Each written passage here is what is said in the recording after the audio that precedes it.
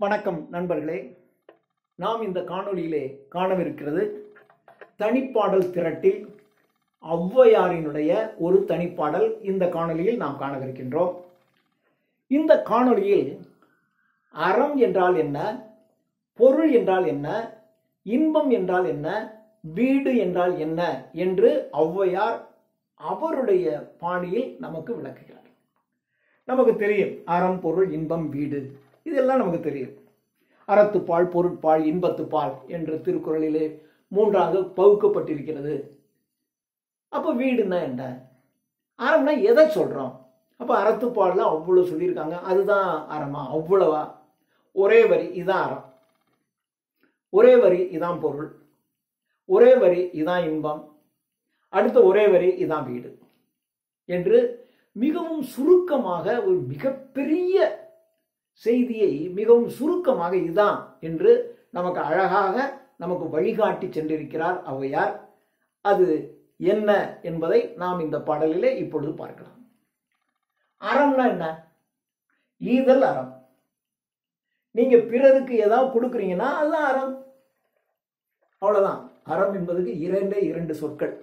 ஈதல் அறம் முடிஞ்சிருச்சு. பிறருக்கு கொடுங்க, அறம். அறம் செய்தல். சரி, பொருள்னா என்ன? தீவினை விட்டு ஈட்டுதல் பொருள். நீங்க பொருள் ஈட்டும் போது எந்த விதமான தீமையும் செய்யக்கூடாது.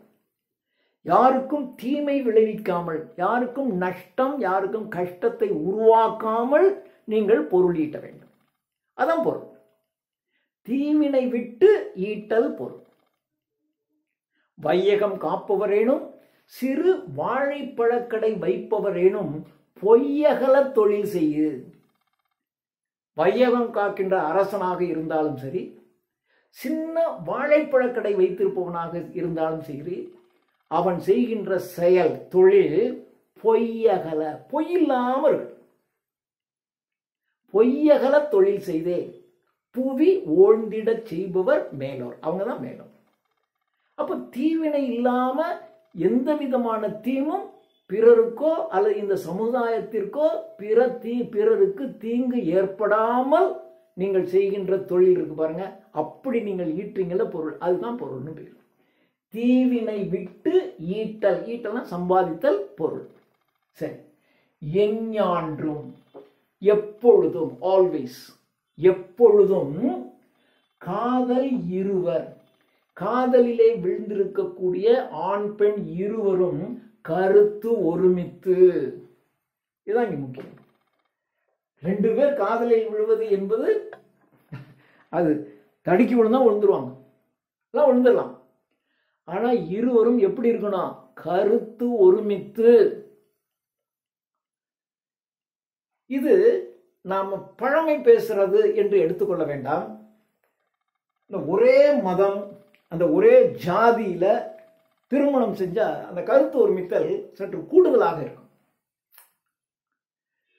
இப்போ ஒரு உதாரணத்திற்கு, ஒருவர் வீட்டில் ஊன் உண்ணுகின்றவர், நான் வெஜிடேரியன் அப்படின்னு வச்சுக்கோங்க. அந்த பொண்ணு வெஜிடேரியன், மரக்கறி மட்டுமே உண்பவர். ரெண்டு பேரும் காதலிக்கிறாங்க, காதலித்து திருமணம் செய்து கொண்டார்கள். திருமணம் செய்து கொண்டு இங்க வரணும். இங்க வந்தா இந்த வீட்டுல இருக்கக்கூடிய நடைமுறை இருக்கு பாருங்க, இவங்களுக்கு, ஏன்னா இவங்க சின்ன வயசுல இருந்து இப்படி பழகிருப்பாங்க. அவங்க பழகின அந்த பேட்டர்ன், அந்த பாணி இருக்கு பாருங்க, அது கொஞ்சம் வித்தியாசமா இருக்கும். ஆனா இந்த வீட்டுல எல்லாமே மாறி இருக்கும். தன்னுடைய உற்றார் உறவினர்கள், குடும்பத்தார் எல்லாரையும் விட்டு விலகி இந்த புதிதாக கணவன் ஒருத்த மட்டும்தான் தெரியும். அந்த வீட்டில் யாருக்கு போனால் நமக்கு பழக்கம் இருக்காது, எதுவுமே இருக்காது. அங்கே வரணும். ஆனால் அவங்களுடைய பழக்கம், அவர்களுடைய பாணி முற்றிலும் மாறுபட்டதாக இருக்கும்.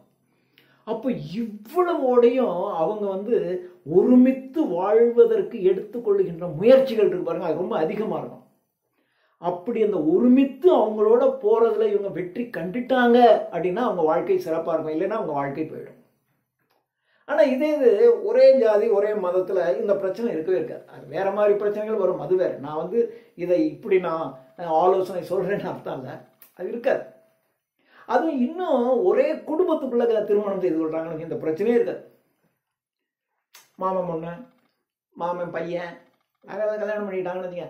அந்த அம்மாவையும் தெரியும், இவங்களுடைய தெரியும், அவங்களுடைய குணாதிசயம் தெரியும், இவங்களுடைய குணாதிசயம் எங்கே சிறப்பாக இருப்பாங்க, எங்கே கூட இருப்பாங்க, குறைச்சிருப்பாங்கன்னு இந்த பொண்ணுக்கு தெரியும், இந்த பையனுக்கும் தெரியும். அப்போ அந்த இடத்துல அவன் விட்டு கொடுத்துருவான்.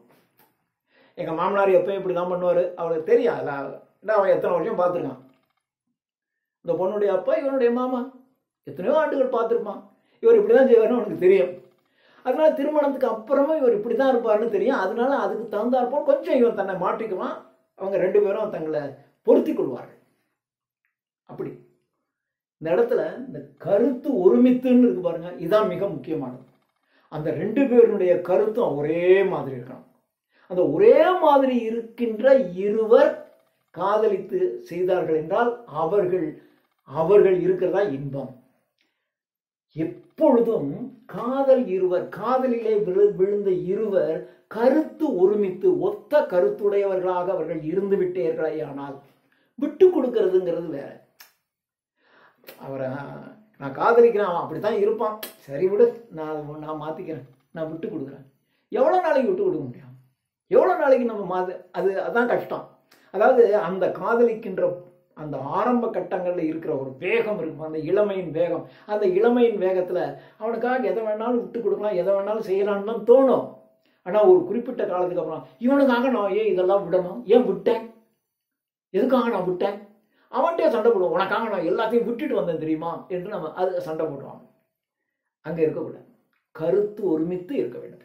காதல் இருவர் கருத்து ஒருமித்து ஒருவருக்கு ஒருவராக ஆதரவு பட்டது.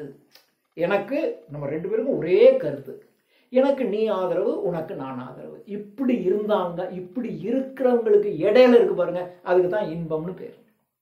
காதல் இருவர் கருத்தொருமித்து ஆதரவு பட்டதே இன்பம். ஈதல் அறம், தீவினை விட்டு ஈட்டல் பொருள். எஞ்ஞான்றும் எப்பொழுதும் காதல் இருவர் கருத்தொருமித்து ஆதரவு பட்டதே இன்பம். சரி, பானை நினைத்து, இறைவனை நினைத்து, இறைவனை அவ்வளவுதான். இப்போ இந்த உலக வாழ்க்கையில எல்லாம் நமக்கு போர் விட்டாச்சு. இறைவனை நினைத்து இந்த 3ஐயும் விட்டுடணும். அறமும் வேண்டாம், பொருளும் வேண்டாம், இன்பமும் வேண்டாம், இறைவனை சென்று அடைய வேண்டும் என்று உங்கள் மனதிலே நிலைநிறுத்தி கொண்டு அது சம்பந்தமான அதோடு தொடர்புடைய செயல்களிலே நீங்கள் ஈடுபடுவீர்களே ஆனால் அதுதான் வீடு. ஸோ அறம்னா என்ன, பொருள்னா என்ன, இன்பம்னா என்ன, வீடுனா என்ன என்று எல்லாத்தையும் சின்ன சின்ன சின்ன வரிகளில் வார்த்தைகளில் மிகவும் அழகாக இந்த கவிதையிலே சொல்லி இருக்கிறார் ஔவையார். நன்றி.